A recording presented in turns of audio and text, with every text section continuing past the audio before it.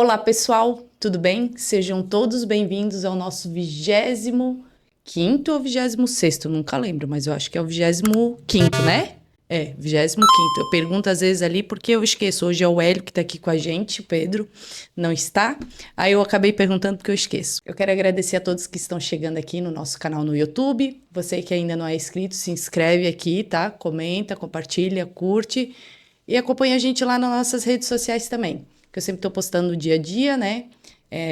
Dos nossos convidados, foto, vídeo, fica à vontade para me chamar no direct também, que eu sempre respondo bem rapidinho, tá? E hoje eu trouxe uma convidado bem especial aqui, que eu acho que eu fui meio insistente. Acho que eu fui um pouco chata, mas não fui.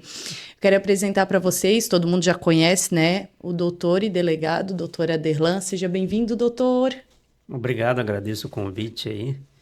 É sempre muito bom interagir, né, abordar esse tema tão relevante, né? Passar minha experiência aqui enquanto pai de uma criança autista, também enquanto autista.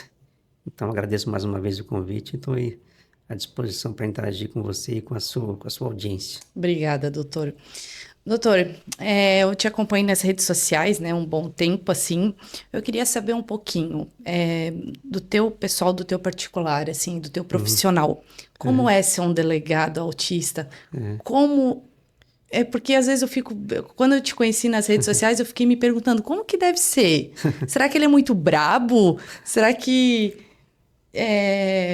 as crises, Hum, como é que funciona, como que acontece? Porque a gente sempre fala muito do autismo em criança, né? uhum, Criança, adolescente, eu queria saber sim, um pouco na fase, né, adulta, um pouco mais velho. aham, sim. Na verdade, eu tenho uma grande bagagem já de vida, né? Me formei em Direito em 2001 e toda esse caminho aí foi uma aprendizagem. Então, quando eu saí da faculdade, eu era muito mais travado, né? Tipo, tinha mais dificuldade para interagir, para enfrentar ambientes difíceis, como é um ambiente para um operador de direito. Enquanto advogado, eu tinha que lidar com participar de audiências, participar de alguns eventos perante tribunais, então eu tinha que me manifestar. E durante a faculdade também tive bastante dificuldade, mas claro, é um processo, eu sempre tive a consciência de que eu tinha que colocar minha cara a tapa, né? Era difícil para mim, mas eu tinha essa consciência de que eu tinha que lidar com esses desafios. Então, hoje, enquanto delegado, tenho essa experiência que eu trago. Tem a questão da... Eu sou rígido um pouco com relação... Tinha alguma rigidez aí. E quando entrei no serviço público, eu senti um pouco de dificuldade. Sou muito rígido quanto a... Era, hoje... Mas quanto ao cumprimento de horário, quanto ao cumprimento de metas. Então, até tem um depoimento de um policial, né? Que foi meu policial na comarca de... Comarca não, delegacia de Canelinha, que é uma delegacia vinculada à comarca de Tijucas, né? Que é um... Daí ele fala, pô, o delegado quando chegou era muito rígido, né, assim, né, desconfiava um pouco de todo mundo, tá?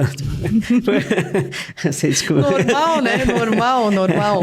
É Então você normal. tem, porque o autista tem um pouco de dificuldade de fazer a leitura, assim, da cabeça do outro, né, qual que é a intenção do outro, né? Ele fica sempre com o pé atrás.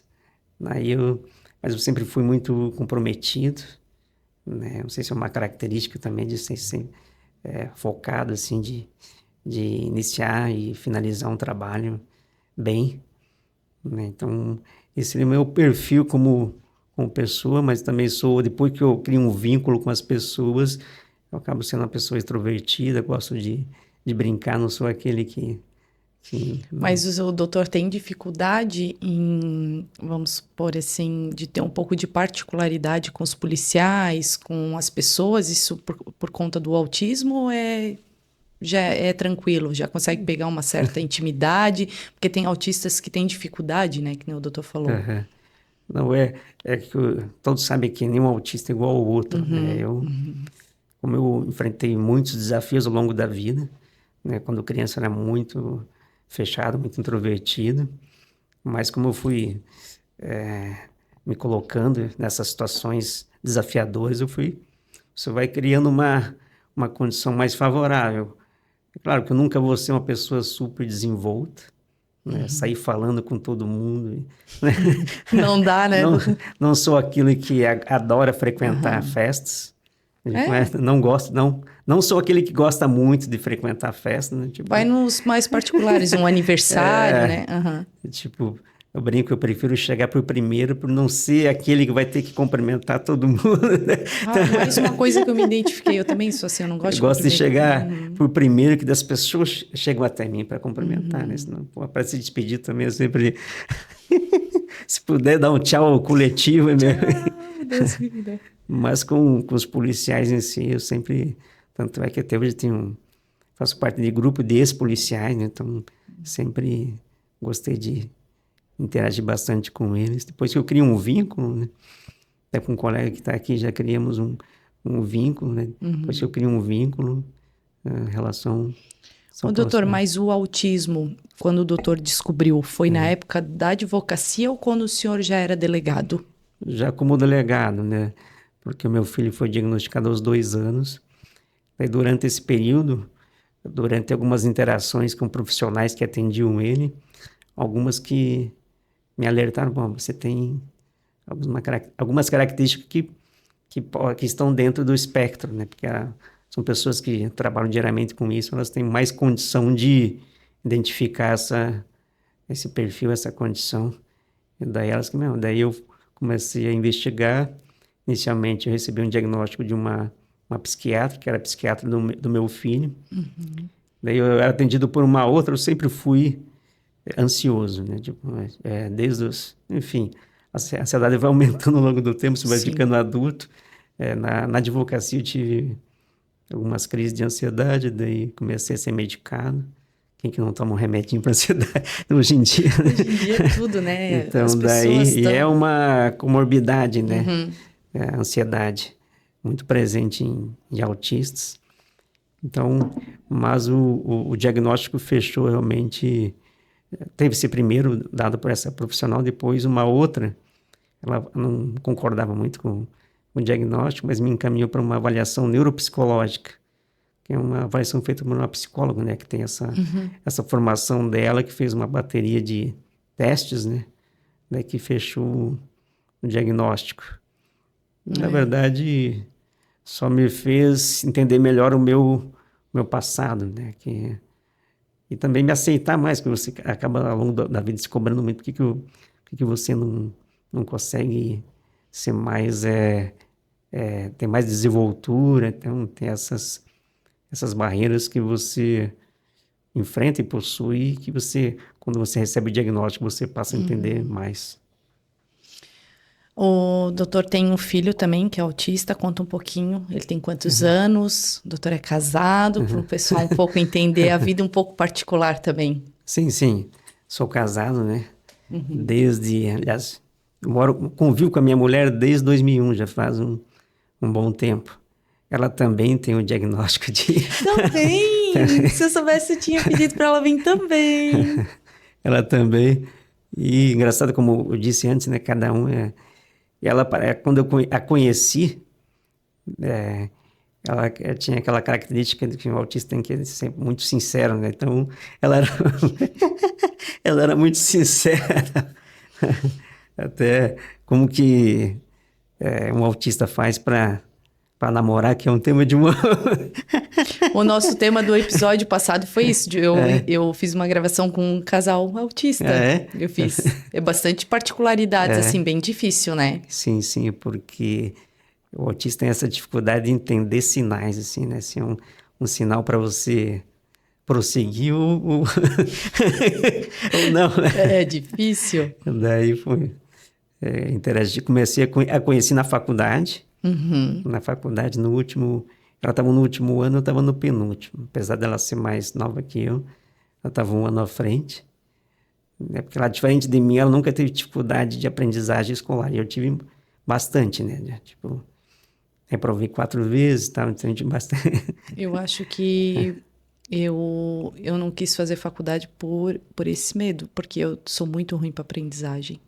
E são coisas que nem eu vou dizendo, eu vou me identificando cada vez mais, sabe? Eu também tenho alguns que é muito fácil, o aprendizado é assim, Pois é. que nem o meu menino de 6 anos. Ele é superdotado, ele é. É, E eu odeio estudar, não sim, gosto. Aí fico pensando assim, o doutor, né, já que, meu, é é. complicado, né? Sim, eu tive muita dificuldade de aprendizagem escolar. E daí, enfim, foi através de uma identificação que eu tive com o hábito da leitura que eu acabei mudando, né? E hoje o seu filho tem qual idade? Hoje ele está com 10 anos. Aí você perguntou no meu filho, eu já mudei totalmente, né? Não, fica à vontade. Ele tem 10 anos, foi diagnosticado aos 2 anos, né? Então já faz um tempo. Inicialmente em razão do atraso da fala, né? Você procura inicialmente um profissional da área, que era um fonoaudiólogo, né? Daí o fono que, ó, Ah, ele tem atraso na fala teve também. um atraso na fala, que isso foi que justificou, que nos motivou a buscar, tentar entender por que estava demorando tanto a... Daí ele começou a falar, depois regrediu, teve um... Mas ele é verbal hoje. Ele é verbal. Ele é verbal, claro, não é aquela fala totalmente funcional, né? Uma fala que né, precisa ser... ele constrói frases, mas frases mais memorizadas, né? Não tem aquela capacidade de improvisar, sabe? Ah, Tem é mais dificuldade quase de... igual o meu. Tipo, que nem hoje ele falou, ai, que calor. Eu até fiquei assim, que ele falou uma frase, porque ele não é. Mas é como se fosse que ele já É, tem em mente que ele tem. é. São coisas bem complicadas. Ô, doutor, e qual que é o nível de autismo de vocês? Nós dois somos nível E, minha esposa é nível 1, né? Até porque para performar assim na vida, acho que é mais um nível 1, né? O nível 2 tem mais dificuldade, né? Claro, varia muito. Dentro do nível 2 tem muita variação também, né? Algumas crianças têm deficiência intelectual, outras não têm, né? Porque também é uma comorbidade comum, né? Em autistas, né? Tem um percentual significativo de crianças com DI. Então, nós dois somos nível 1, né? Ela com muito mais facilidade que eu para aprender durante a escola. Até tem... Porque você, quando faz essa avaliação neuropsicológica, você também faz aquele teste de QI, né? QI, né? Então, ela tem um QI maior do que o meu, por exemplo, né? Meu. É. Então ela sempre foi a primeira da turma, praticamente, a vida toda, e eu já sempre fui rastejando, né? Mas o doutor falando assim, não dá para dizer porque, meu, fez direito, hoje é delegado, porque dizem que para ser delegado é bem difícil, né? Tem que estudar muito, né? É por isso que eu digo que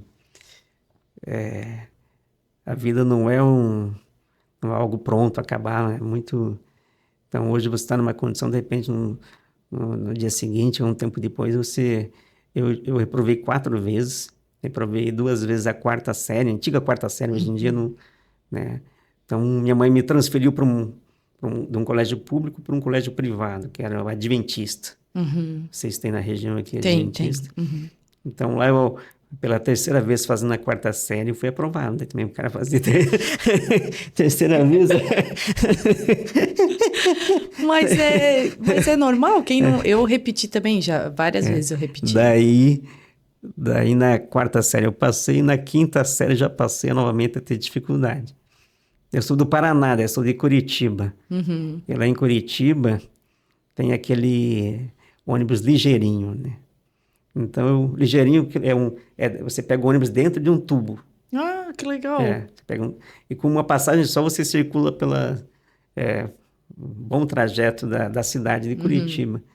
E eu comecei a gazear a aula hoje em dia. Eu acho que não sei se continua esse nome, gazear aula. Cabular também, acho que alguns falam. Matar a aula. Como eu não gostava muito daquele ambiente, não era confortável para mim o ambiente escolar, eu comecei a gazear aula. Daí, enfim, tanto por falta e por nota, também reprovei mais uma vez. Daí minha mãe começa a ficar meio que desesperada, né? Pô, meu filho não evolui. Daí ela me tirou também do Adventista. Daí eu passei a fazer supletivo. Sabe o que é supletivo, não? Sim, antigamente pra gente era mais fácil fazer, né? Hoje é mais complicado, hoje tem que ter uma certa idade, hoje tem que estar no... Na nossa época era mais fácil. Então, eu passei a fazer supletivo, né?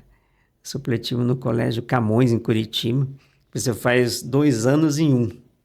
Sim. Né? E o supletivo é um modelo de ensino que prioriza a velocidade, não a qualidade. Então, dificilmente você vai reprovar, né, no supletivo. Mas ainda assim eu tinha um pouco de dificuldade para ver como... Tanto é que eu me lembro uma vez a minha mãe, diferente da minha mãe era super desenvolta, né? Trabalhava com vendas, era servidora pública, também trabalhava com vendas. E ela, uma vez, eu vi ela passando por mim lá no colégio. Ela foi conversar com o professor esse dia, pediu uma ajuda para ele. Meu filho está quase reprovando na sua... Daí eu me lembro que o professor falou, mas perguntou para minha mãe, quem que é seu filho? Aquele garoto ali. E eu ficava isolada, não interagia, né, com os colegas. Não, mas não se preocupe, mãe, que o seu filho, ele não incomoda, então ele vai ser aprovado. Mas não era tanto, não era um elogio, né, era Ô, doutor, mas naquela época, quando o doutor era pequeno, assim, a tua mãe, vocês chegaram a procurar alguma coisa? Desconfiava? É claro que naquela época o autismo era a síndrome de Asperger, né? Eles diziam, né? Não, na verdade, tinha muita informação, não se tinha informação antigamente, nesse período, sobre autismo nível 1, né? Mas era sobre aquele que tinha sinais mais evidentes. Então, aquele que era mais considerado introvertido ou tímido, né? Ele não era identificado como autista, não recebia o tratamento. Mas a minha mãe, na medida do possível, ela me estimulava bastante. Então, ela me levava para fazer karatê, depois kung fu. Que legal. Depois, mais adulto, eu fiz um curso de teatro, fiz um curso de contador de história, então ela me colocou até para fazer aula de dança, né? Essa para mim foi a mais difícil, que a aula de dança, o cara tem que ficar encostando na mulher o tempo todo, né? Para o autista é complicado, né? Isso de encostar nas pessoas, interagir. Eu sei que eu muitas vezes eu não gosto que encoste em mim, tem coisas que eu não gosto. Mas, que nem eu falei assim pro doutor, eu ainda não tenho diagnóstico, mas eu tenho muitas particularidades que eu me identifico com as outras pessoas que são, sabe? Sim. Eu me identifico, assim, porque são muitas coisas parecidas, muitas coisas. Ô, doutor, eu quero saber, assim, do profissional, porque você gosta do profissional? Eu gosto do profissional, é porque eu não sei, eu acho que o meu sonho também sempre foi ser dessa profissão. E eu não consegui exercer ela, né? No entanto, pelo fato do estudo, porque tem que ler muito, tem que estudar muito, e eu não gosto. Por isso que eu abandonei, deixei de lado e fui tentar fazer outras coisas.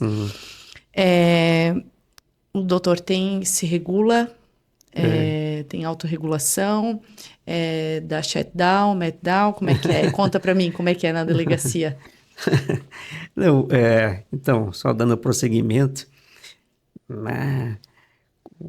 antes de eu resolver estudar, de fazer vestibular, enfim, eu tive uma experiência como ajudante de cozinheiro, não sei se você sabe. Não. Então, como a minha mãe me colocou para trabalhar numa oficina mecânica, daí, porque ela, o que meu filho vai ser, né, quando crescer, já que ele não consegue performar na escola. Então, daí, mas a arte lá de oficina mecânica também demanda habilidades manuais, né, coordenação também, tive dificuldade. Daí, em certa altura, minha mãe me questionou o que você quer fazer da sua vida, já que você não gosta de estudar. Então, daí fiz um curso de cozinheiro, me formei pelo Senac, né? Um curso de 8 meses. Daí tive uma única experiência que foi como ajudante de cozinheiro em uma plataforma de petróleo. Olha aí a experiência. Meu Deus, quanta coisa! E uma utilidades! Ajudante de cozinheiro no Rio de Janeiro, Macaé. Macaé, Rio de Janeiro, que é uma cidadezinha. Tive aquela experiência lá, mas não gostei também, porque não era aquilo que eu esperava. Achava que ia entrar como chefe. Já digo, eu era um peão, né? Que a plataforma se trabalha como um trabalho mais braçal. Enfim, tive aquela experiência, voltei. Daí que minha mãe me questionou mais uma vez, mas o que você quer fazer daí? A partir daquele momento que eu comecei a desenvolver o hábito pela leitura, né? Que daí eu me tornei um viciado em leitura, né? Então, eu frequentava muito a Biblioteca Pública do Paraná e comecei a estudar um pouco de filosofia e criar umas verdades para mim mesmo, que hoje em dia, umas crenças, né? Que hoje em dia se fala muito em PNL, né? Então, criei algumas crenças nas quais eu passei a acreditar que eu só sei que nada sei, que é uma fala recorrente atribuída ao filósofo Sócrates.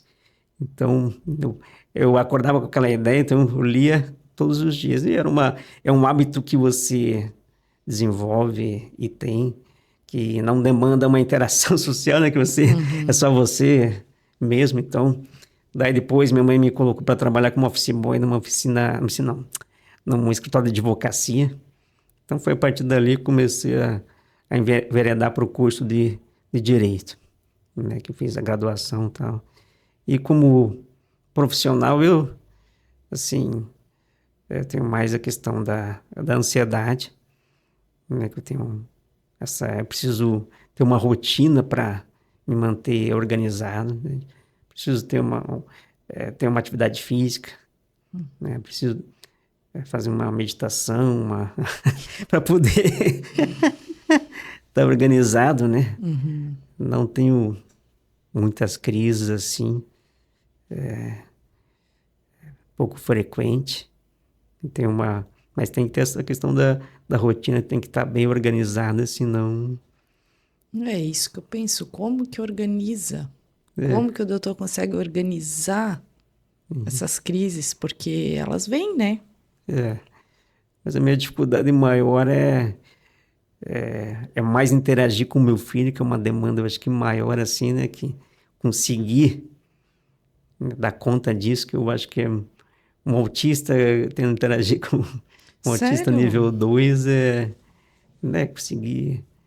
Você se cobra muito também, você enquanto pai, você se cobra muito, né? Para estar constantemente sendo mais ativo na estimulação do seu filho. Isso acaba também sendo Tu faz terapia, teu filho, tua esposa? Não. Eu já fiz terapia no passado, isso foi Minha mãe me colocou também, minha mãe me colocou para fazer terapia e fono, né? Quando criança, adolescente, eu tive padrasto, né? Eu perdi meu pai com 5 para 6 anos. Aí meu padrasto falava que minha voz não saía, né? Ele falava... Sério? Daí eu comecei a fazer. Minha mãe que me levou para fazer terapia com uma fono, e depois fiz com psicóloga e tal. Eu sempre fui uma criança muito travadona, né? Mas, tirando isso, se eu estiver bem organizado, eu funciono bem, né? Ai, que bom. Doutor, eu queria saber um pouquinho, conversar um pouquinho, bater um papo sobre o capacitismo.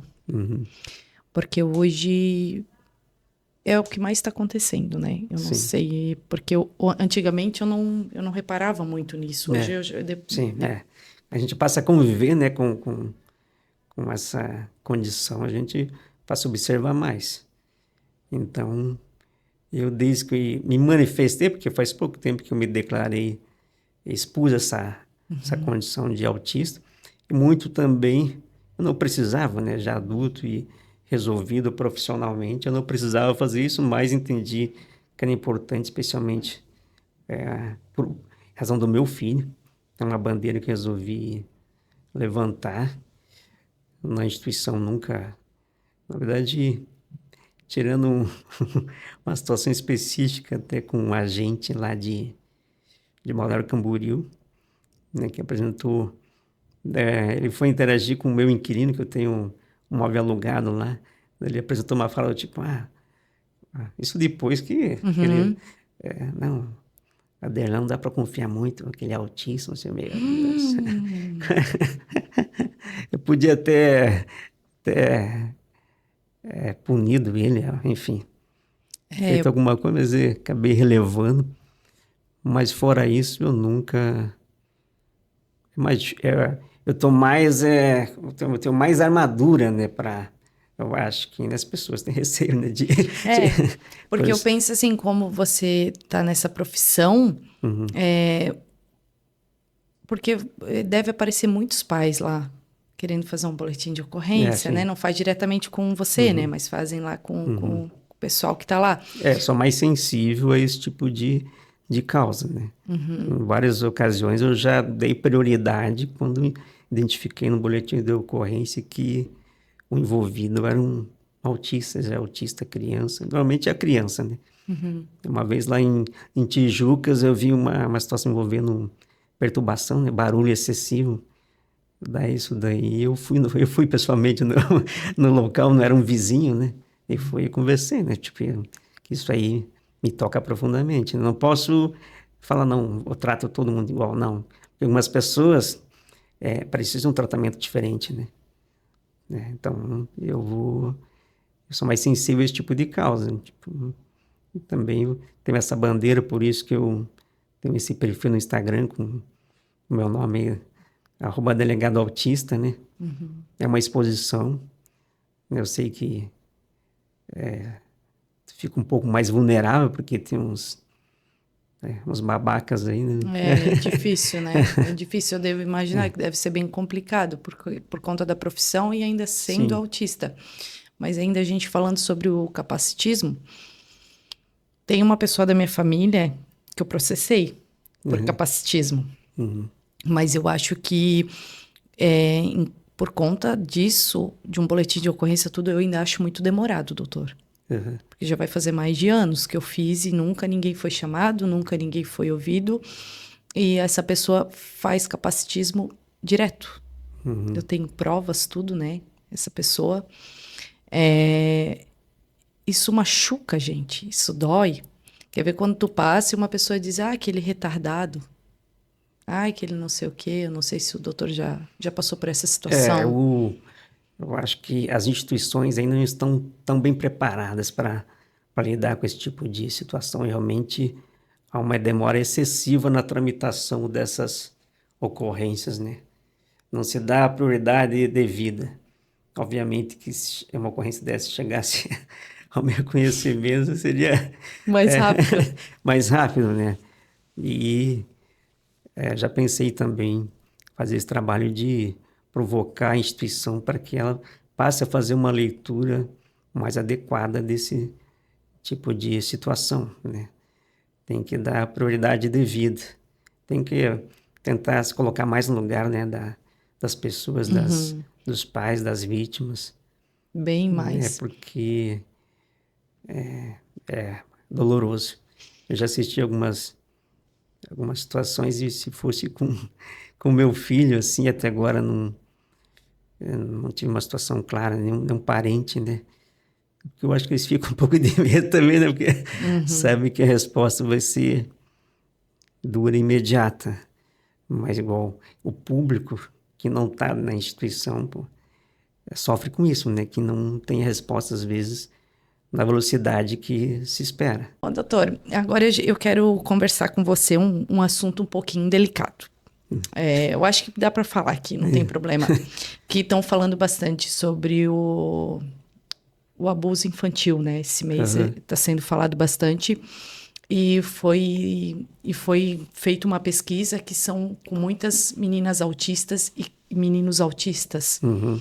O doutor tem alguma coisa com prioridade para falar sobre isso para gente? Que até me pediram para perguntar isso, né? Porque falam que quase 80% são meninas autistas e meninos autistas, né? O que o doutor pode falar um pouquinho para gente sobre isso? São crianças, jovens que integram um grupo de vulneráveis, né?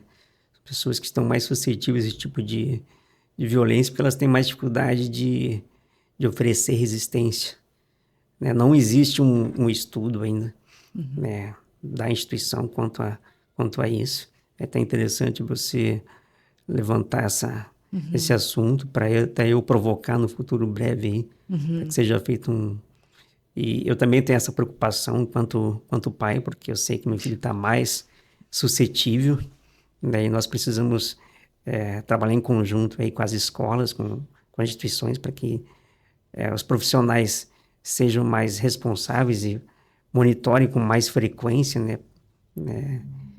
Porque realmente aquela criança, ela não, às vezes não consegue fazer a leitura adequada da circunstância, né? Que o professor começa, o professor ou qualquer outro que ostente essa condição de abusador, começa a interagir de uma forma que não é adequada. Realmente não tenho essa informação de de estudo, assim, não sei se já foi feito um Sim. estudo. Aí parece que fizeram superficial, É, assim, sabe? Que eu tava lendo hoje uhum, de manhã alguma coisa assim. Isso uhum, me assustou bastante, porque os números são muito altos.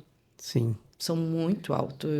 Nossa, eu fiquei assim, não É, imaginei. na minha profissão, eu me deparei com alguns casos de vítimas com deficiência intelectual, né? Que também são mais, estão mais sujeitos a esse tipo de, de crime, né? E o abusador, ele responde daí por estupro de vulnerável, né? Mesmo que seja um adulto, tá? E se constatado que tem ou uma deficiência intelectual, uma condição que facilite o abuso, ele responde por um crime equiparado a hediondo, né? Que é uma pena bem alta. Mas, obviamente, nós não queremos que o fato em si ocorra, né? Porque Sim. isso aí faz um estrago na vida de todo mundo, né?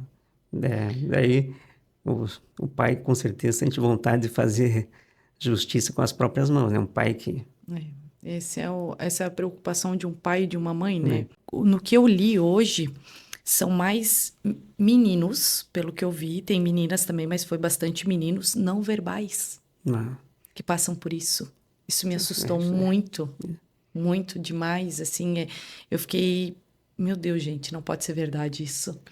Aí até eu pensei, vou abordar esse assunto com o doutor para, né, para a gente falar um pouquinho sobre isso. O doutor atua nesses casos também como delegado ou é específico para cada caso, o não, na delegado? verdade, só para explicar um pouco da estrutura da Polícia Civil. Uhum. Nas capitais, geralmente, existem delegacias especializadas, mas nas comarcas menores, como a minha atual, que é Timbó, até em Blumenau acho que não tem. Em Timbó, por exemplo, eu, quanto delegado, eu abraço todos os tipos de crime. Então, você vê um crime envolvendo esse tipo de situação de abuso sexual em face de crianças, eu que vou apurar, eu que vou instaurar o procedimento e que vou, enfim, investigar. Não cheguei recentemente ali em Tijucas, né? Não faz nem um mês, né?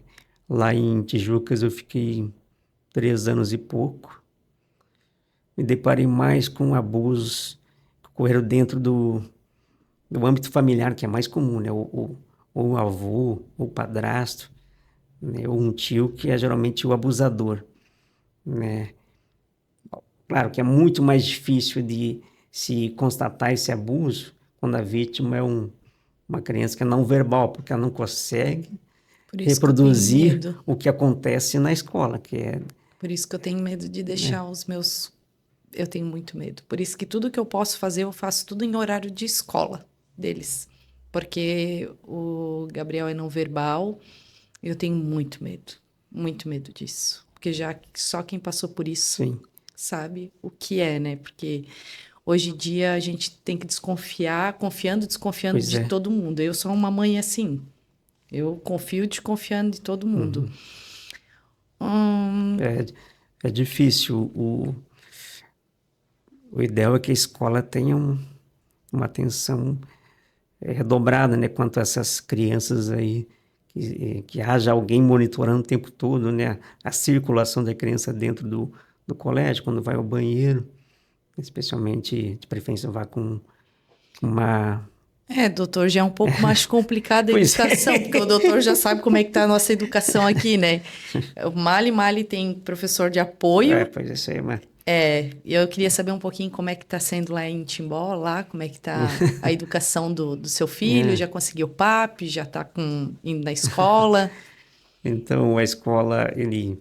Ainda estou nesse processo, né, de mudança, Uhum, né, praticamente já está matriculado numa escola municipal, uhum, né, que é bem conceituada até na uhum. região ali. Me falaram que já estão contratando um professor, né, para Que bom. que informação que eu recebi que o município tem essa cultura, tem até uma equipe multidisciplinar vinculada à Secretaria de Educação que faz todo esse trabalho de monitorar, de acompanhar essas crianças, né? Me parece que eu falo isso porque lá em Balneário Camboriú eu encontrei muita dificuldade, tanto é que eu tive que tirar da rede pública e passar para uma particular, e uma particular não é qualquer particular também. É alguns colégios que têm esse perfil de acolher esse tipo é esse público, né, que tem já, no meu caso, é o Colégio Quintal Mágico, né, sem querer fazer propaganda, mas é de uma mãe, que é uma mãe de uma criança especial, então ela que estruturou o colégio há muito tempo, já tem esse know-how, esse olhar diferente, porque infelizmente ainda os colégios costumam criar algumas barreiras, obstáculos para receber esse tipo de criança, eles enxergam, infelizmente, algumas como um fardo, né? Nossa. É triste, mas ainda o Brasil ainda está O Brasil está engatinhando, né? Engatinhando. Doutor, eu queria saber também um pouquinho sobre as leis para vocês. Qual é a tua opinião? O que tu acha? Como está as leis hoje aqui no Brasil para os autistas, para todos, né? Síndrome de Down, a gente, né, tem que falar de todos os PCDs. O que tu acha? Que está melhorando? Está engatinhando ainda? Tem muita lei que não é cumprida, a gente sabe disso. Principalmente vagas de estacionamento, supermercado. Tem lá a plaquinha preferencial, mas a gente sabe que não é bem assim. Tem algumas famílias que pediram para mim perguntar para o doutor como prosseguir nesse caso. Porque tem muitas leis que não são cumpridas, né? A gente está em algum lugar, eles não cumprem. Infelizmente, não. Existe hoje algumas leis que contemplam várias condições, né? Tem uma lei geral que fala sobre deficiência, sobre inclusão também, né? São leis que contemplam condutas consideradas criminosas, né? Hoje já existe um projeto para consolidar todas as leis num documento só, como se fosse um código, que vai tratar especificamente sobre deficiências de forma geral. Então, porque às vezes os profissionais operadores do direito eles ficam um pouco perdidos, que tem muita lei assim, e o ideal é ficar resumir num documento só, criar tipo um código, né, que facilitaria o entendimento dos profissionais de forma geral. Mas nós temos instrumentos legais para responsabilizar tanto integrantes do poder público como pessoas do setor privado, né? Poder público também? Sim, porque o poder público também é um destinatário das leis, né? Só que é custoso, né? Para quem, às vezes, não tem condição, às vezes, financeira, como que vai, às vezes, procurar um advogado? O município não tem defensoria pública. Eu vou entrar com uma ação contra o município para exigir esse professor. É custoso, ainda no Brasil é muito custoso, né? E às vezes a vítima, o pai da vítima não tem muita informação também, ele acaba deixando de exercer um direito porque ele não tem consciência da existência desse direito. Existem leis, mas eu não acho que existe uma lei não pegou, não existe isso. A lei está lá, ela pode ser e deve ser aplicada, né? Nós que precisamos, talvez, difundir mais informação, né, e cobrar mais dos destinatários da lei para que eles cumpram, né? Essas leis hoje, para mim, às vezes não funciona muito, não. Porque só quem tem professora de apoio é o Gabriel. Os outros dois não tem na escola. Mas daí, por isso que eu digo, é custoso, mas tem que começar a responsabilizar os municípios, né? Igual quando você não... o pai não tem condição de ter um plano de saúde, né? Então, daí fica sem tratamento, que é algo também... Infelizmente, tem uma fala aí que existe um autismo para o rico e outro autismo para o... Já ouviu essa fala, O né? mesmo barco, né? Ninguém... Mas é uma realidade. Uma realidade. Então, se você não tem um plano de saúde, infelizmente, você vai se sujeitar a uma fila. E essa fila não anda, né? Ou fila da AMA, ou é mais a AMA, né? Então, se o município não tem uma AMA, ou a AMA está com uma fila muito grande e não consegue atender a demanda, sobra para o pai ou ficar, aguardar e ficar sem...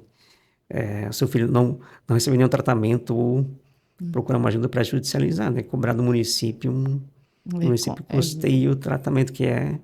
É muito complicado. Doutor, Eu queria entrar no mais um assunto bem delicado. Já como, né, a gente tá, doutora delegada, então vamos falar um pouquinho sobre essas coisas que eu acho que eu tô mais à vontade para falar contigo. Suicídio de mães atípicas. O que que tu tens para me falar sobre isso? Que é um assunto hoje que também a gente vê que tem muita mãe falando, me emociona um pouco porque já passou muitas vezes pela minha cabeça, né? Mas hoje eu vejo muita fala de muita mãe dizendo assim, eu prefiro que leve meu filho antes de mim. Leve ele primeiro e depois eu. Porque a gente tem medo de deixar os nossos filhos Sim. aqui. O que que tu tens um pouquinho para dizer sobre isso? É um assunto mais de saúde pública até, né? Para um profissional vinculado à área de psicologia, psiquiatria, que é uma questão de saúde mental, né? É triste, porque eu sei que a rotina de uma mãe, uma criança autista, especialmente uma mãe, chamam de mãe solo, né? Uma mãe que não tem o apoio do pai das crianças, o que é muito recorrente também, é uma causa frequente para separações. E, infelizmente, os homens, existe muito homem covarde, né? Homem que não exerce o papel de pai, que foge dessa obrigação e realmente fica só para a mãe carregar cumprir essa missão aí árdua. Não chega para nós porque o suicídio por si só não é crime, a não ser quando há uma instigação, há um incentivo, né, de terceiros a esse comportamento, né? Se algum parente bobo aí apresenta uma fala nesse sentido, pô, a sua vida tá uma merda, então tire a sua vida, que existe uma pessoa, né? Já é uma forma de estimular, mas não criminosa, a ausência dos parentes nessa missão, porque é um parente bom, é aquele que é participativo, né? Aquele que está junto, que não deixa seu filho esse final de semana, que eu cuido dele, você dá uma descansada, isso daí é difícil de encontrar, né? O meu descanso é a cada 15 dias só. Então, eu também não tenho, não sei se eu teria um parente presente se eu morasse próximo deles. No meu caso, já moro longe deles há um bom tempo, mas nunca vi nenhum também com essa fala, eu vou aí para ficar com... né? Já tive que pagar algumas vezes para alguns ficarem, quando é estimulado com dinheiro. Daí é mais fácil, mas eu tenho algumas pessoas da minha família que se distanciaram por conta disso, né? Que é o caso que mais acontece. É mais frequente isso. Né? É que mais acontece. Hoje é difícil ter alguém ali, lado a lado, até o próprio pai. Ah, não, é só a cada 15 dias. Ah, tu pode... Não, para mim não dá hoje, não dá. Eu tenho que trabalhar, é complicado. Por que que a mãe tem que dar um jeito, né? Sempre. É isso que eu sempre me pergunto, sabe? Por isso que eu quis entrar nessa pauta das mães, né? Que hoje estão... Tem muita mãe que não tá aguentando e tá fazendo isso. Daí acho que o poder público tem que ser mais atuante, né? Tem que criar mecanismos e ferramentas para auxiliar as mães. Existem já alguns movimentos nesse sentido, mas geralmente por parte da iniciativa privada, né? Que eu vejo algumas pessoas colocando esse tipo de assunto em discussão, mas o poder público, de forma geral, ele é muito minimalista, né? Ele faz um mínimo necessário, né? E cada município, cada gestor tem um plano, uma prioridade de governo. Igual em Balneário Camboriú, a prioridade sempre... grandes torres, né? Roda gigante. Para chamar o turismo, né? Não vejo muito mal falado lá a rede de ensino do município de Balneário Camboriú. Daqui a pouco a prefeita está gravando alguma vídeo para falar mal dele. Acho que não. Ô, doutor, eu queria saber se o doutor tem algum projeto, tá escrevendo algum livro, tá? Conta um pouquinho. Para ajudar as famílias autistas, eu queria saber um pouquinho. Eu tenho um projeto próprio para escrever uma espécie de autobiografia, né? Estou desenvolvendo esse conteúdo, né? Conta um pouco da minha história de vida, das ferramentas, estratégias que eu desenvolvi ao longo do tempo para superar essas dificuldades, né? Até para estimular alguns pais, algumas mães que às vezes não enxergam muita luz no fim do túnel.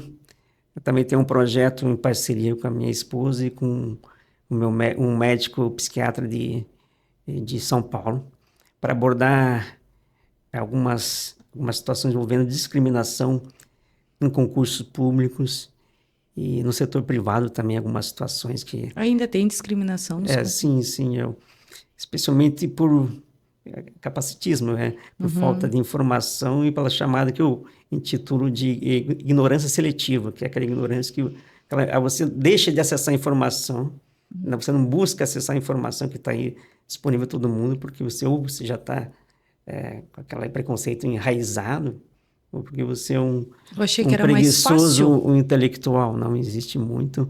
Isso porque eu interajo com muitas pessoas ali no Instagram de professoras, pessoas que já estão dando aula há muito tempo, resolvem fazer, especialmente na iniciativa privada, mas resolvem fazer um concurso público para professora de município e se declarar autista até para concorrer à vaga de PCD e chega lá numa fase final, você não tem o perfil para ser professora, pô. Mas já tem uma história de vida que comprovou que eu tinha condição, então ela é barrada ali naquela fase. Então, nós vamos tratar disso nesse livro. Esse médico, ele vai tratar especificamente do erro de leitura que os profissionais fazem nessa fase do concurso e de outras áreas também. Várias pessoas, e da iniciativa privada também, várias pessoas passam por preconceito, né? Quando o empregador identifica ela autista, que ela precisa, às vezes, de um ambiente um pouco mais adaptado, né? O autista vive de rotina, né? E tem que adaptar tudo. Não sei se o doutor também é tudo regradinho, é tudo certinho em casa, porque lá na minha casa tem que ter rotina, regra. Você também com 13, a rotina é bem mais... Nossa, muito mais complicada. Eu já acho a rotina puxada, imagino a sua com 3. É bem difícil, assim, porque o Gabriel que ensinou a gente a ter rotina lá dentro de casa. Porque como ele é um nível 3, ele vive de rotina. E aquilo ali foi muito natural que ele foi fazendo. E a gente hoje... Eu sei que é errado eu falar isso, a psicóloga mesmo já falou para mim. Não é você que tem que seguir a dele, ele tem que seguir a sua. Uhum. Mas só que eu já como é que é? Eu já consegui adentrar na dele. Entendi. E para mim faz bem a rotina que ele tem. Uhum. Eu me vejo muito bem fazendo a rotina dele. Porque ele é muito regradinho. Eu não sei na casa do doutor como é que é, se é regrado também a rotina. Mais ou menos. Eu não sou muito... Eu preciso de rotina, mas eu sou muito... às vezes dou uma avacalhada. Sério?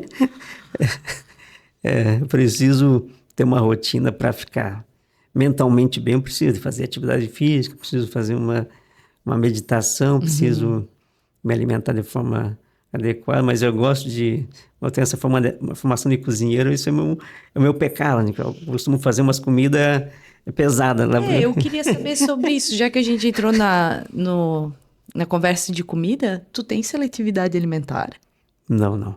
A minha esposa tem. Até ela tem a questão de alguns alimentos gera um incômodo significativo para ela. Engraçado, antes nós temos eu chamava ela de fresca até, né? Porque, porra... Olha, ele chamou de fresca, mas ele não sabia. Eu sabia. Chamava ela de fresca, pô, não gosto de um suporte de cebola. Ela falava para mim, né? Um suporte de cebola. Se eu vi uma cebolinha ali, né? Mas, pô, que frescura. Eu aprendi a comer de tudo desde criança, como quiabo, como jiló. Eu não entendia. Eu nunca tive... Não gosto de bicho exótico, né? Isso também não é seletividade. Mas o teu filho tem? Tem pouco, assim. Alguns alimentos com uma aparência determinada, ele já não come. E ele cria, agora está numa fase agora que está horrível para nós, que é do sorvete, né? Ele cria, às vezes, um período que ele come só quer comer só um tipo de alimento. Então, eu não posso, igual eu vou num restaurante, eu tenho que já entrar antes para ver se tem como que chama? Um freezer de sorvete. Se tiver, eu não vou entrar, porque senão estraga toda a nossa rotina ali, né? Sim. Tipo, vai chegar só para comer o Eu sorvete. fico quando alguém fala assim, o meu filho tem a seletividade, mas ele só come um alimento. Esse mês ele tá só naquele alimento, porque os meus têm, mas não é assim. A seletividade deles é só coisa pastosa, ou coisa É. muito crocante, ou é alguma coisa assim. Que nem o Gabriel, ele não come ovo.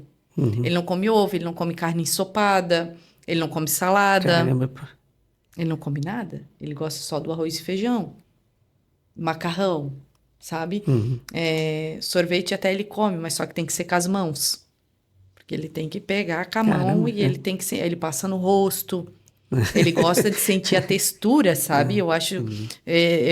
a seletividade para mim ela atinge muito na minha casa, demais assim. Aí quando eu vejo que as pessoas falam, lá em casa tem, mas na minha não, na minha é muito atingida.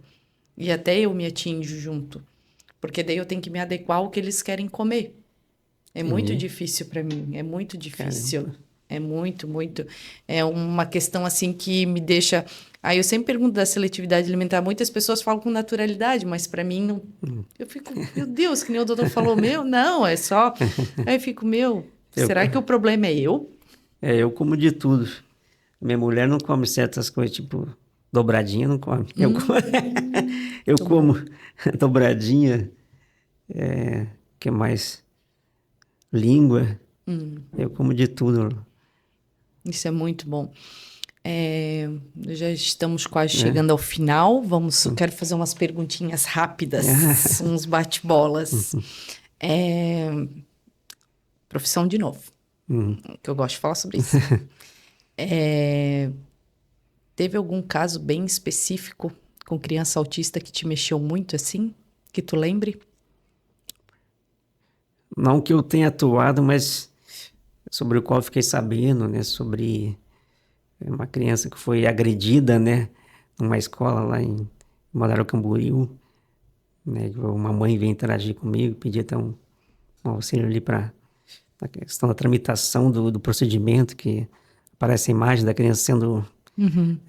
alguém pega no cabelo e começa... Outras crianças até, mas ficou evidente ali a omissão ali da escola, a ausência, né, dos profissionais que deveriam estar ali mais presentes, né? Teve uma criança também que ficou, aquele caso, de repercussão nacional, do professor lá que deu uma rasteira numa criança autista, né, um professor de capoeira. Enfim, são situações que nos tocam profundamente, né? E outra coisa, omissão da polícia, tu acha que hoje existe bastante? Tu acha que hoje falta? Falta, porque eu vou te falar bem a particularidade. No meu entender, a polícia militar, tudo falta. Muitas vezes eu sinto omissão em algumas coisas que eu já precisei. Eu me senti, vamos dizer assim, eu me senti uma mãe como se eu não tivesse voz nenhuma. Queria saber um pouquinho também sobre isso bem rápido. Eu acho que, de forma geral, as instituições ainda estão pecando ou por ausência de informação e não querem buscar informação. Existe ainda dentro delas também um pouco de capacitismo, né? Essas travas ainda estão presentes na maioria das instituições. Não vejo isso tanto no Poder Judiciário, no Ministério Público, acho que mais instituições integrantes do Poder Executivo, né? Nós precisamos cobrar mais. Eu tenho esse compromisso de difundir informação Eu acho que e responsabilizar quem que é omisso, né? eu acho que, assim, né, eu acho que a polícia militar, não sei muito da civil, mas a polícia militar, eu acho que eles têm que ter um treinamento, porque, tu me desculpe, doutor, mas não tem. Agora, Em que situação específica, assim, tu pensa assim, ó, vamos supor que eu tô com meu filho na rua Uhum. e ele tem uma crise, porque o meu filho, ele tem crise, ele bate, Sim. ele se joga no meio da rua, ele já fez isso, várias coisas. E se um policial não está preparado em saber que aquilo é uma crise, e daí como proceder? E se ele Isso vai? daí Eu acho isso muito sério, isso não tem ainda. isso daí é interessante porque deve fazer parte de um conteúdo programático de formação dos policiais. Né? Se as escolas de polícia, as academias de polícia ainda não incluíram essa disciplina como parte importante da formação dos policiais, devem fazê-lo, porque realmente a maioria dos policiais não são capacitados para identificar, realmente. Hoje tem, porque se a criança não está com um símbolo que identifique, né, o profissional já tem que ter essa formação para identificar, não, aquilo ali é um autista, é algo, uma crise e tal. A minha postura deve ser outra, não aquela que normalmente seria aplicada a um neurotipo. É que nem eu penso assim, o meu filho vai crescer um dia, o Gabriel, ele tem muitas crises, eu quase não saio com ele de casa. E se quando ele tiver 15, 16 anos, der alguma crise e algum poder público, policial, alguma coisa estiver perto dele, como é que ele vai conseguir? Porque eu vejo que nem eu te falei, que nem eu vejo hoje. Hoje não tem preparação deles. Desculpa falar isso, mas não tem. Não tem. Isso mas por isso que quem se depara com esse tipo de situação, identifica uma conduta inadequada em um policial, pertencente a qualquer instituição, deve provocar aí as esferas correcionais, né? Deve informar a corregedoria para que atue para punir o profissional, o policial, e para educá-lo, né? Para que ele seja capacitado, porque realmente o policial não pode ser displicente a esse ponto, né? De não entender que hoje a informação está tão fácil, mas infelizmente tem muita gente ainda que não tem essa informação, porque o ser humano, de forma geral, ele é egoísta, né? Quando quando não é o filho dele ou quando não é alguém próximo dele que está nessa condição, ele parece que, isso preocupa muito a gente que tem... Hoje tudo preocupa a gente, né? A gente, no entanto, o doutor, como é autista também, já deve ter passado por algumas situações delicadas, mas a gente se preocupa mais com os filhos da gente. Né? Sempre, sempre. Sim. E nós chegamos ao final desta gravação, foi rápido. Quero te agradecer, quero deixar aqui o espaço aberto para te passar tuas redes sociais, porque eu vi ali o teu livro, por isso que eu perguntei, se logo já vai lançar logo. Sim, acho que uns 4, 5 meses aí. Agradeço mais uma vez o seu convite. Obrigada, doutora, eu que Foi agradeço. bom interagir com você, bom que você é bem capacitada e é uma conversa mais um improviso, assim, né? Sem aquela... Não, eu não sigo pautas, que nem eu digo, né? A gente tem que, ainda mais como o doutor que é autista, é um pouco mais, né? É melhor a gente conversar, se a gente rodou e voltamos para aquela conversa que já tinha, isso é normal. Senão fica muito engessado. Isso aí. Podes deixar tuas redes sociais ali? Eu só tenho uma, né? Que é @delegado autista. Me acompanhem lá, que eu costumo interagir bastante. Ultimamente não tanto, porque eu assumi uma nova lotação e ainda estou me ambientando. Mas eu estou aí, estou à disposição para interagir. Se eu puder ajudar, o pessoal encaminha dúvidas ali, eu costumo responder quase que imediatamente. Auxilio aí para dar um caminho se a pessoa está precisando. Um abraço a todos aí. É verdade, isso aí é verdade. Tá, gente, ele responde bem rápido, que eu mandei direto para ele, ele me respondeu. E é isso, pessoal. Chegamos ao final do nosso episódio. Eu quero agradecer aos nossos patrocinadores, né, que estão sempre aqui com a gente, todo mês. Quero agradecer ao estúdio, aqui onde a gente grava, o estúdio do Dr. Amadeu, o Pedro. Quero agradecer o Rude, da Blumenau Hospitalar, o Diego Mensor, Aperto Digital do Bruno, a Yoyo Fifo, minha amiga Buba querida.